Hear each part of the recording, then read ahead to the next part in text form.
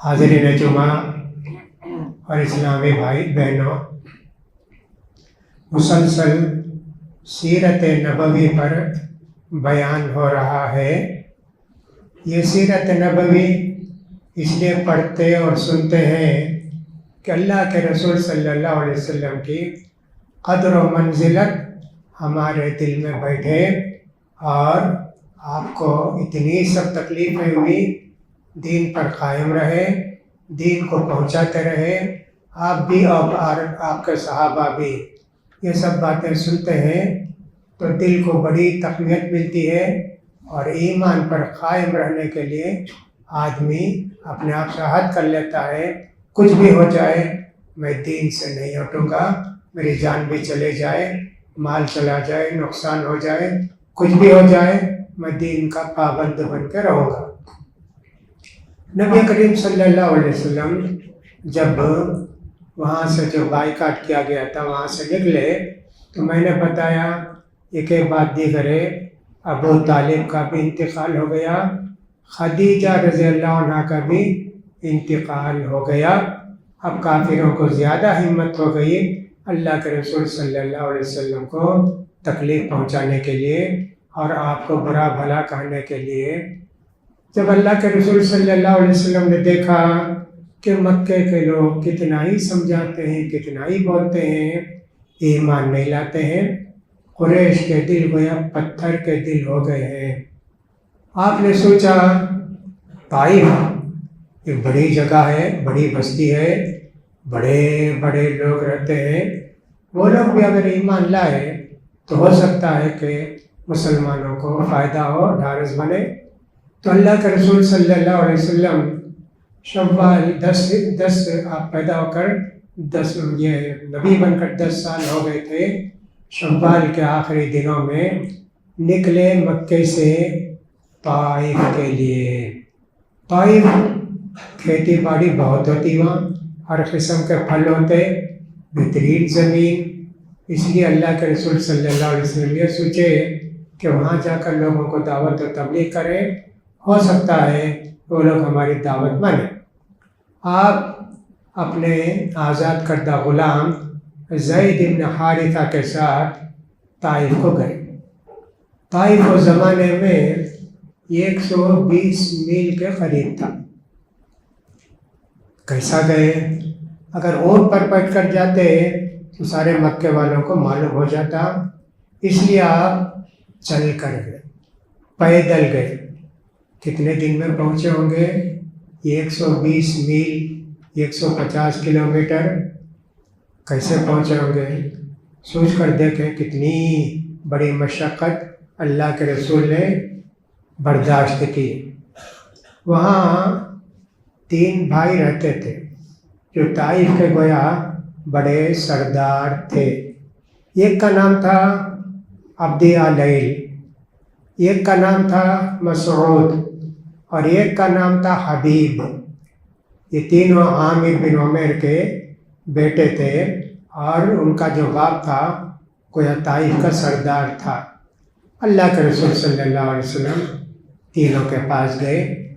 پہلے بڑے بھائی کے پاس گئے، جا کے کہا کہ دیکھو شرک مت کرو، میں اللہ کا رسول ہوں، اللہ نے مجھے نبی بنا کر بھیجا ہے، یہ سب باتیں کہی۔ تو اس نے کہا تمہاری بات مانو تو کعبے کا پردہ پھاڑو، یعنی مطلب یہ کہ تم کعبہ کا پردہ پھاڑنے والے ہو، نیا دین لے کر آئے ہو۔ ایسے سختی کے ساتھ انکار کر دیا۔ پھر اس سے چھوٹے بھائی مسعود کے پاس گئے تو انہوں نے کہا اچھا آپ نبی ہیں کیا؟ دوسرا کوئی نہیں ملا اللہ کو، آپ کو ہی نبی بنانا تھا، دوسرے کو نہیں بنا سکتے تھے؟ طائف اتنی بڑی بستی ہے، یہاں کسی کو نبی نہیں بنا سکتا تھا اللہ؟ جاؤ تم سے بات نہیں کروں گا۔ سب سے چھوٹے بھائی کے پاس گئے، حبیب کے پاس۔ اس نے کہا دیکھو اگر تم نبی ہو تو پھر تمہاری بات کو رد کرنا بڑا گناہ ہے، اور نبی نہیں ہو، تم جھوٹے ہو تو تمہاری سزا تم کو ملے گی، جاؤ میں تم سے بات نہیں کروں۔ تینوں نے سختی کے ساتھ انکار کر دیا۔ اب اللہ کے رسول صلی اللہ علیہ وسلم پھر واپس آنا ہے مکے کو۔ کوشش یہ کی آپ نے یہ تینوں آدمی لوگوں کو نہ بتائیں تاکہ ہم لوگ نکل جائیں دونوں۔ بتا دیا ان سے بھائی لوگوں کو مت بتاؤ، ہم لوگ جا رہے ہیں، گئے۔ لیکن ان لوگوں نے ڈھنڈورا پیٹا، ایسا ایک پاگل آیا ہوا ہے، دیوانہ آیا ہوا ہے اور سب فلاں ہے، ایسا کر کے لوگوں کو بھڑکا دیا اور کچھ ظالموں کو اور کچھ اوباش لوگوں کو اللہ کے رسول کے پیچھے لگا دیا، مارو جی پتھر ان کو۔ اللہ کے رسول صلی اللہ علیہ وسلم کے ایک ایک قدم پر ایک پتھر لگتا تھا، خون آلود ہو گئے اور آپ کے پیر، چلنے کی طاقت بھی آپ کو نہیں تھی۔ اتنا اثر ہوا، طائف سے جب مکے کو آ رہے تھے، راستے میں ایک جگہ آپ پڑاؤ کیے، تھک گئے تھے، چل کر آنا، پہاڑی راستہ۔ وہاں عتبہ شیبہ دو بھائی رہتے تھے جو اللہ کے رسول صلی اللہ علیہ وسلم کے وہ بھی دشمن تھے، لیکن بہرحال رحم آ گیا، اپنے غلام سے کہا جاؤ جی انگور کا ایک خوشہ لے جا کے اس کو دے دو۔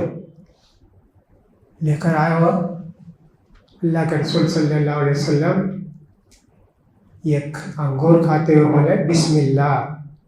اب وہ آدمی حیران ہو گیا، کہا کہ آپ یہاں کے لوگ تو کبھی کچھ بولتے نہیں بسم اللہ، آپ بسم اللہ بولتے ہیں، کون ہیں آپ؟ اللہ کے رسول نے کہا کہ میں نبی ہوں۔ اللہ کے رسول نے پوچھا تمہارا دین کیا ہے، تم کہاں کے ہو؟ کہا کہ میں عیسائی ہوں، نصرانی ہوں، کرسچن ہوں، اور میں نینوا بستی سے آیا ہوں۔ اچھا نینوا بستی سے کیا؟ وہ تو میرے بھائی یونس کا مقام ہے جی، یونس کا شہر ہے۔ اچھا آپ جانتے ہیں کیا؟ کہاں جی میں بھی نبی ہوں، وہ بھی نبی تھے۔ صاحب حیران ہو گیا اتنا سن کے، اللہ کے رسول کے ہاتھوں کو، پیروں کو اور سب پیشانی کو بوسہ دینے لگا۔ اب یہ جب واپس گیا تو ان دونوں نے پوچھا کیا تو کیا تو جا کے بوسہ دیا، ان کے پاؤں کو چوما، فلاں کیا؟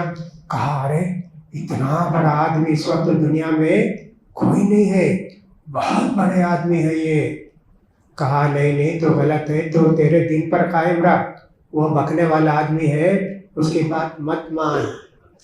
پھر وہاں سے اللہ کے رسول صلی اللہ علیہ وسلم دعا کیے، مشہور و معروف دعا، ایک طرح سے دل کی غم کو اللہ سے ظاہر کیے، اللہ میں اپنی کمزوری کا بھی تجھی سے علاج چاہتا ہوں، میری تدبیر بھی اللہ تو ہی کرنے والا ہے، اور تو ہی میرا بھی رب ہے، سارے کمزور لوگوں کا بھی تو ہی رب ہے۔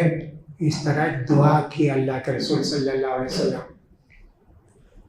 خبر آیا، تھوڑی دیر میں جبریل علیہ السلام آئے، کہا محمد یہ دوسرے فرشتے ہیں میرے ساتھ، پہاڑوں کے فرشتے، اللہ نے ان کو آپ کے پاس بھیجا ہے، آپ کی دعا اللہ نے سن لی، آپ جو حکم دیں گے یہ فرشتہ جو ہے پہاڑوں کا، دونوں پہاڑ جو مکہ اور طائف کے بیچ میں ہے، دونوں کو ملا دیں گے اور سارے لوگ پس جائیں گے، آپ کا حکم ہو تو یہ کرنے آئے ہیں۔ کہا نہیں، مجھے امید ہے ان کے آنے والے لوگ توحید کو مانیں گے، اللہ کی عبادت کریں گے۔ ایسا ایک تسلی یہ ہوئی اللہ کے رسول کو، جو غم تھا طائف میں آتے ہوئے، جو تکلیف ہوئی، یہ غم دور ہوا۔ دوسرا غم ایسا ہوا کہ اللہ کے رسول صلی اللہ علیہ وسلم جب وہاں تھے، تھوڑی دور نیچے آئے وادی نخلا کو، وہاں آپ نے قیام کیا، وہاں جن آئے ہوئے تھے آپ سے ملاقات کرنے کے لیے۔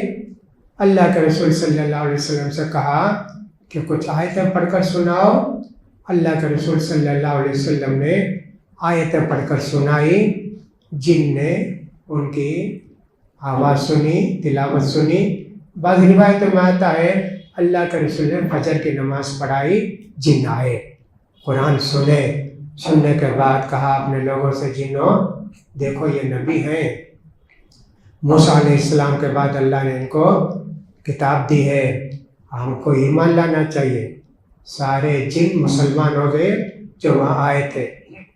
جن انسان نہیں ہیں، انسان الگ ہیں، جن الگ ہیں. تو یہ بھی تسلی ہوئی اللہ کے رسول کو کہ چلو وہ انسان نہیں مانے تو جن تو مانے، یہ تو ایمان لائے. یہ بھی بڑی خوشی کی بات ہوئی. اب مکے کو آئے اللہ کے رسول، کتنے دن کے بعد آئے. اب مکے کے اندر جانا ہے. مکے والے چھوڑیں گے نہیں، اندر جائیں گے تو چلے گئے بستی سے. اب بستی سے باہر جاؤ، یہاں کیوں آتے ہو؟ اللہ کے رسول صلی اللہ علیہ وسلم کے غلام زید ابن حارثہ نے کہا اللہ کے رسول مکے کو جانا مناسب نہیں ہے. کسی کی پناہ، کسی کی حفاظت میں، بڑے بڑے سردار ہیں نا، کسی کی حفاظت میں جائیں گے تو ہم ذرا امن کے ساتھ رہیں گے، جا کے طواف کریں گے. اللہ کے رسول صلی اللہ علیہ وسلم نے فرمایا ہاں تمہاری رائے ٹھیک ہے، جاؤ فلاں آدمی سے پوچھو کہ محمد صلی اللہ علیہ وسلم ہمارے نبی گئے ہوئے تھے باہر، مکے کو آ گئے ہیں، آپ کی پناہ چاہیے، آپ کی حفاظت چاہیے. اس نے کہا نہیں جی، میں ان کی حفاظت کا ذمہ داری نہیں لے سکتا، میں فلاں قبیلے کے ساتھ پیک ہوا ہوں، نہیں کر سکتا. ایک اور آدمی کے پاس بھیجے، اس سے جا کر پوچھو. اس نے بھی کہہ دیا نہیں جی، میں ذمہ داری نہیں لے سکتا، میرا پیکٹ فلاں قبیلے کے ساتھ ہے. آخر میں اللہ کے رسول نے کہا مطعم بن عدی کے پاس جاؤ، اس سے پوچھو پناہ دو گے. گئے زید بن حارثہ، جا کر ان سے کہا کہ سب اس طرح محمد صلی اللہ علیہ وسلم مکے کے اندر آنا چاہتے ہیں، طواف کرنا چاہتے ہیں. کہا ٹھیک. اپنے بیٹوں سے کہا تیار ہو جاؤ. 6 بیٹے تھے یا 7 بیٹے تھے. کہا کہ تلوار اٹھا لو، نیام میں رکھو، محمد کو پناہ میں نے دی ہے، وہ جائیں گے، ان کے ساتھ ہم کو بھی طواف کرنا ہے. جا کے اللہ کے رسول کو سنایا، تیار ہو گئے. مطعم بن عدی کافر تھے. اللہ کے رسول مکے کو آئے، طواف کیے. ابو سفیان نے پوچھا مطعم بن عدی سے تم نے کیا ان کو پناہ دی ہے کہ نہیں، تم ان کے تابع دار ہو گئے ہو؟ کہا مجیر، میں نے ان کو پناہ دی ہے. کہا جب تو کوئی بات نہیں، اگر تم بھی ان کے تابع دار ہو جاتے تم کو بھی مزہ چکھاتے. ایسے اللہ کے رسول صلی اللہ علیہ وسلم اس طرح مکے میں زندگی اب گزارنے لگے. ایک مرتبہ کافروں نے آپ سے کہا کہ واقعی آپ نبی ہیں کیا؟ بہت ساری چیزیں آپ بتائے، بولتے، قرآن پڑھتے، فلاں سناتے، یہ سب تو ہم کو نہیں ٹھیک لگتا. ہم کو ایک ایسی چیز کر کے بتاؤ کہ ہم جو ہے اپنے آنکھوں سے دیکھیں، ہے نا. تو اللہ کے رسول نے کہا بولو کیا چاہیے تم کو؟ کہا کہ یہ جو چاند ہے نا، 14ویں کا چاند، تم اس کو 2 ٹکڑے کر کے بتاؤ. ایک رہے گا فلاں پہاڑ میں اور ایک رہے گا فلاں پہاڑ میں، بیچ میں غار حرا. ایسا کر کے بتاؤ. اللہ کے رسول صلی اللہ علیہ وسلم نے اللہ سے دعا کی، چاند کے 2 ٹکڑے ہو گئے، ایک یہاں ایک وہاں، اور بیچ میں بڑا فاصلہ. تمہارا جادو اب تک زمین پر چلتا تھا، اب آسمان پر بھی تمہارا جادو چلتا ہے کیا؟ کتنے بڑے جادوگر ہو جی تم. ہم ایمان نہیں لائیں گے. یہ ہماری نظر کو شاید تم نے دھوکہ دیا ہے، ہم کو ایسا نظر آتا ہے. باہر سے جو لوگ آئیں گے نا، ان سے پوچھیں گے. انتظار کیے، آئے باہر کے لوگ بھی، پوچھا تو ہاں جی ہم لوگ بھی دیکھے چاند کے 2 ٹکڑے ہوئے. تھوڑی دیر کے بعد آ کر مل گیا. اچھا ایسا ہے کیا؟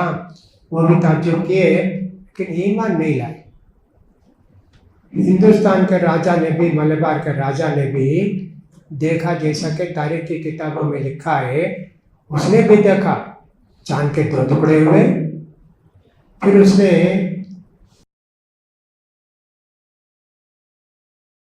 ادرک کیا کیا سب تحفہ دے کے جاؤ دیکھو وہ آدمی کون ہے، بڑے آدمی معلوم ہوتے ہیں، چاند کو بھی 2 ٹکڑے کرا دیا اللہ تعالیٰ نے، جاؤ ان کی باتیں سن کے آ کے مجھے بتاؤ. تو گیا یہاں کا بھی وفد ملبار کا، یہ سب چیزیں لے کے. جانے کے بعد اللہ کے رسول صلی اللہ علیہ وسلم کا تو انتقال ہو گیا تھا. 1-2 دن میں جاتے نہیں نا، کتنے مہینے لگتے. کلمہ لے باہر سے مکے کو جانا، ہوائی جہاز نہیں، پانی کا جہاز نہیں، کار نہیں، ٹیکسی نہیں، ٹو ویلر نہیں، کتنے مہینے کے بعد پہنچے تو معلوم ہوا کہ اللہ کے رسول کا انتقال ہو گیا، ابو بکر صدیق کا بھی انتقال ہو گیا، عمر فاروق رضی اللہ تعالیٰ عنہ کی خلافت کا زمانہ ہے۔ وہ ساری باتیں سن کے واپس آئے یمن کے راستے سے، اور جو بادشاہ کا بیٹا تھا یمن میں اس کا انتقال ہو گیا۔ اب بھی یمن میں بتاتے ہیں یہ ایک قبر ہے، اس میں لکھا ہے یہ ہندوستانی بادشاہ کے بیٹے کی قبر ہے، ایسے بتاتے ہیں لوگ۔ بہرحال کہنے کا مطلب یہ کہ یہاں کے راجا نے بھی اس کو دو ٹکڑے ہوتے ہوئے دیکھا، یہ بھی بہت بڑی چیز تھی جو اللہ کے رسول صلی اللہ علیہ وسلم نے ان کو بتایا، لیکن ایمان نہیں لائے۔ کتنے ظالم تھے، ان کے دل کتنے سخت تھے، ساری آنکھوں سے دیکھ کر بھی ساری باتوں کو، ساری چیزوں کو ایمان قبول نہیں کرتے تھے۔ اللہ نے یہودیوں کے ساتھ تعلق سے کہا ثم قست قلوبکم من بعد ذلک فہی کالحجارۃ او اشد قسوہ۔ یہودیوں، تورات کی باتیں، موسیٰ علیہ السلام کی بات سب سن کر تمہارے دل نرم نہیں پڑتے، تمہارے دل سخت ہو گئے ہیں، ایسے ہیں جیسے پتھر کے دل ہوں، لوہے کے دل ہوں، تمہارے دل اتنے سخت ہو گئے، ویسا ان کے بھی دل سخت ہو جاتے ہیں۔ حق کی بات جو سن کر نہیں مانتے ہیں ان کے دل بھی سخت ہو جاتے ہیں، اس لیے حق کی بات کا کبھی انکار نہیں کرنا چاہیے۔ صحیح مسئلہ بتائے، صحیح بات بتائے تو اس کو لینا چاہیے، اس پر عمل کرنا چاہیے، عمل نہیں کر سکے انکار نہیں کرنا چاہیے، نہیں مانیں گے غلط ہے۔ جیسے کبھی کبھی ایسے ہوتا ہے کہ نماز میں کھڑے ہوتے، پیر ملا کر کھڑے ہوتے، کچھ لوگ جو پیر نہیں ملانے والے ہوتے ہیں وہ ایسے ہوتے ہیں، اگر پیر ملائے تو اپنا پیر اور چھوٹا کر لیتے، اور اس کے بعد نماز ختم ہونے کے بعد آپ کو برا بھلا بھی کہتے ہیں۔ ایسا نہیں ہونا چاہیے نا۔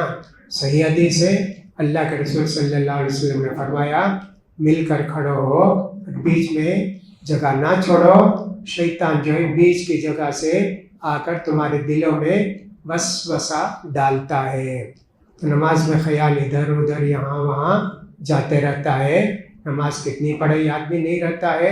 اس لیے اللہ کے رسول نے کہا مل کر کھڑے ہو، نزدیک نزدیک کھڑے ہو، نہیں ماننے سے دلوں میں سختی پیدا ہو جاتی ہے۔ یہی حال کافروں کا بھی تھا۔ یہ سب گویا معراج سے پہلے ہوا، معراج سے پہلے طائف کا سفر ہوا، وہاں سے واپس آئے اللہ کے رسول، جنہوں نے اسلام قبول کیا، پھر کافروں کی فرمائش پر اللہ تعالیٰ کے رسول نے دعا کی اللہ سے، تو چاند کے دو ٹکڑے ہوئے، یہی ہوا۔ اب کچھ لوگ یہ سمجھتے ہیں اقتربت الساعۃ وانشق القمر، قیامت قریب آ گئی، چاند بھی ٹکڑے ہو گیا، کہتے قیامت میں ہوگا چاند کے ٹکڑے ہوں گے، نہیں۔ ابن کثیر رحمۃ اللہ علیہ نے کہا اقتربت الساعۃ وانشق القمر،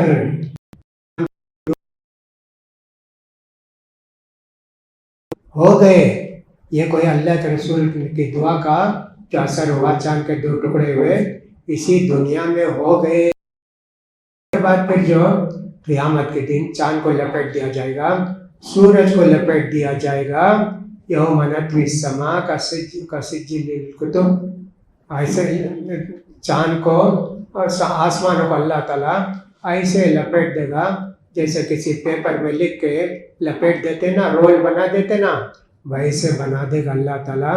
چاند کی روشنی ختم ہو جائے گی، سورج کی روشنی ختم ہو جائے گی، یہ سب قیامت کے قریب ہونے والا ہے۔ تو یہ دنیا ہی میں واقعہ ہوا تھا جو اللہ کے رسول صلی اللہ علیہ وسلم کی ہجرت سے پہلے اتنے سب واقعات ہوئے۔ اب اللہ کے رسول صلی اللہ علیہ وسلم کے لیے یہ کی صورت تھی کہ اب مدینہ کو ہجرت کر کے جائیں، اس لیے کہ سارے لوگ مدینہ کو جا رہے تھے، اللہ کے رسول سب کو بھیج رہے تھے چلے جاؤ چلے جاؤ، اور کافر چاہتے تھے کہ اللہ کے رسول صلی اللہ علیہ وسلم مدینہ کو نہ جا پائیں، اس لیے کہ وہاں جائیں گے تو طاقت ہو جائے گی، فوج ہو جائے گی، پھر ہمارے خلاف لشکر کشی کریں گے. یہ لوگ نہیں چاہتے تھے کہ اللہ کے رسول ہجرت کر کے مدینے کو جائیں، لیکن اللہ نے لکھا تھا اس لیے آپ گئے. اب یہ تو طائف سے لوٹے اللہ کے رسول، فوراً حج کا زمانہ آ گیا تھا نا، شوال کا مہینے ذی القعدہ کا مہینہ شروع ہو گیا تھا، ذی الحجہ حج کا مہینہ، دعوت و تبلیغ کے لیے اچھا موقع. اللہ کے رسول صلی اللہ علیہ وسلم باہر سے جتنے لوگ آتے حج کو سب سے جا کر ملتے اور توحید کی دعوت ان کو پہنچاتے، اللہ کی باتیں ان کو پہنچاتے. ایسا کرتے تھے اللہ کے رسول. اتنا ہو گیا نا، طائف میں تھک گئے، مار کھائے، سب کچھ ہوا، لیکن دعوت و تبلیغ کا کام ابھی نہیں چھوڑے اللہ کے رسول صلی اللہ علیہ وسلم.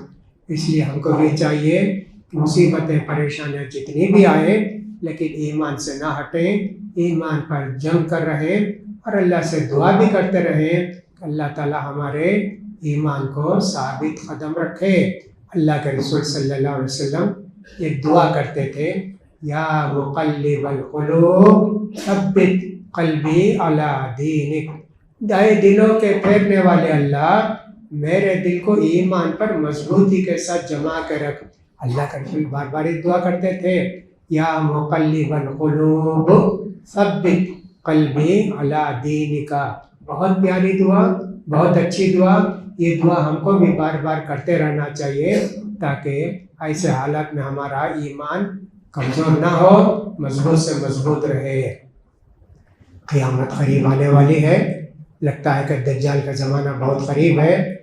یہاں جو مسلمانوں کا مسجد اقصی میں حصہ ہے، صرف مسلمان وہاں نماز پڑھتے، لیکن ابھی پرسوں دیکھا آپ نے یہودی کا ایک وزیر جا کے نماز پڑھا وہاں مسلمانوں کی جگہ. آج تک کسی نے وہاں وزیر نے نماز نہیں پڑھی تھی. سیکورٹی کا انتظام کر کے مسلمانوں کی مسجد میں جا کے نماز پڑھا اور ایک ان کا جو پوپ ہوتا ہے اس کو نماز پڑھایا. کتنا سب کو نکالے، سب کو باہر کیے. اتنا ظلم و ستم فلسطین میں ہو رہا ہے، ہم کو ان کے لیے دعا کرنا چاہیے. فلسطین والوں کے لیے کتنی ان کی گھر جو ہے زمین چھین لیے، گھروں سے باہر نکال دیے اور کیا کیے. بہت ظلم. ایک دن بھی ایسا نہیں گزرتا جس کے اندر اسرائیل کی خبر، یہودیوں کی خبر نہ آتی ہو کہ ظلم و ستم فلسطینیوں پر کتنا کر.